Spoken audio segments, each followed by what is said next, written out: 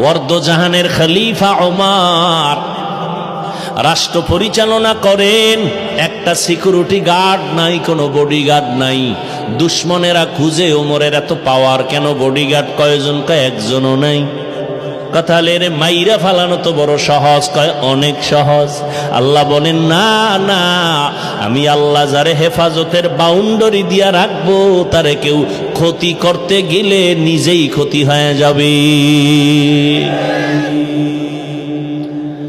দুশ্মন লাগাইয়া দিল। তদানীন্তন সময়ের রোম সম্রাট কয় ওমরের হত্যা করো।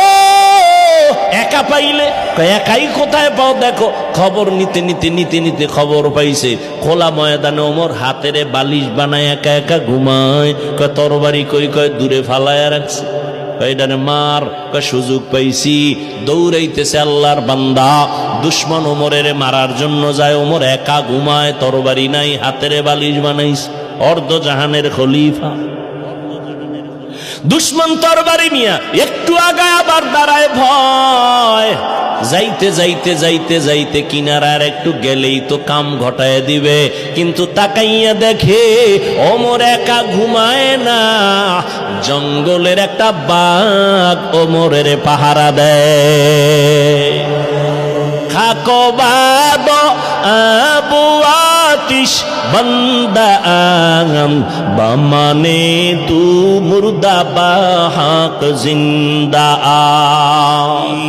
আল্লাহ বলেন আমি রহমতের নবীকে রহমত করে পাঠাইলাম। কয় দুনিয়ার জন্য আর পরকালের জন্য? কয় না, জগৎ সমূহের জন্য।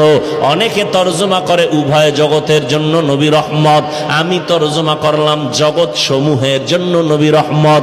উভয় জগতের তর্জমা করলে মনে হয় যেন দুনিয়ার জগৎ পরকালের জগৎ। না, জগৎ তো আরো আছে। রুহের জগৎ একটা আলাদা জগৎ, মায়ের গর্ভের জগৎ একটা আলাদা জগৎ, দুনিয়ার জগৎ একটা আলাদা জগৎ, আলমে বরজখ কবর জগৎ একটা আলাদা জগৎ, হাসরের ময়দানের একটা আলাদা জগৎ, জান্নাত ও জাহান্নামের একটা আলাদা জগৎ। সব জগৎ সমূহের জন্য আমার নবী রহমত।